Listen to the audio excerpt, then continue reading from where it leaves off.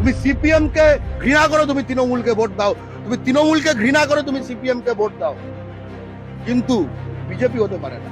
আমরা পরাধীন, আমরা স্বেচ্ছায় পরাধীনতা বেছে নিতে পারি। তৃণমূল বা বামফ্রন্ট, CPM, forward block, CPI, RSP, এরা কখনো পশ্চিমবঙ্গে টুকরো টুকরো করার ষড়যন্ত্র করেনি। এরা কখনো পশ্চিমবঙ্গের ভোটার লিস্ট থেকে বাঙালিদের কেটে কেটে বাদ দিতে হবে এই দাবি করেনি। এরা কখনো বাঙালিদের ফরেনার দাগিয়ে এদের বিরুদ্ধে ঘৃণা ছড়ায়নি। অর্থাৎ আমাদের বাঙালি জাতির এই বাংলার মাটিতে অস্তিত্বের সঙ্গে এরা কোনো ছেলে খেলা করেনি।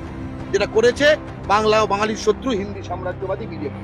তাই যেরকম ব্রিটিশ শাসনের সময় হতে পারে তোমার এলাকার যারা বড় বড় লোক, তাদের কাউকে পছন্দ কাউকে অপছন্দ হতে পারে।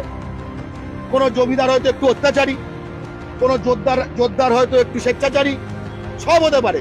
তাই বলে ইংরেজদের পাশাপাশি যাওয়া যাবে না, আমরা পরাধীন হয়ে যাবো। তাহলে এই করেই তো আমরা পরাধীন হয়েছি, এই করেই তো আমরা পরাধীন হয়েছিল। আমাদের মধ্যে কেউ একজন একে পছন্দ না, ওর সঙ্গে চলে গেল।